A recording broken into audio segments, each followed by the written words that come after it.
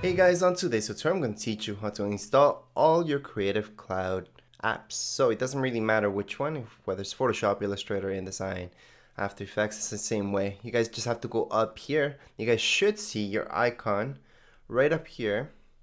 Alright, let me just scroll a little bit closer so you guys can see. If you click on it, there's your Creative Cloud. Then you choose which app you guys want to uninstall. So these guys have to be installed, but these guys that say open, those have been installed. So if we click right here, we should see manage, and click on manage. You guys will see uninstall. Just click on uninstall.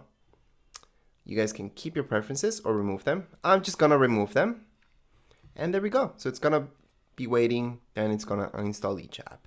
So that's how you guys can uninstall any app for that matter in Adobe Creative Cloud, no matter which one it is. Okay, so I'm just gonna do one more so you guys can see. Now let's say you guys don't see Creative Cloud up there for some reason. Well, don't worry about it. You guys can find it with your Spotlight search. So here we go, top right hand corner. See that? Spotlight search, just click on it. Should come up in the middle of our screen, and we can type in Creative Cloud. And we should see this.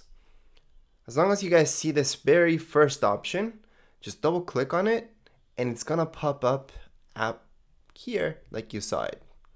Okay? And from there, we can go on and just uninstall any app that we want from Creative Cloud. And don't worry about it, you guys can install it anytime, okay? So as long as you guys have your subscription, you guys can go ahead and install that app again. Even apps like Muse that's no longer supported, you guys can actually uninstall it and get it back. Although, again, it's not supported.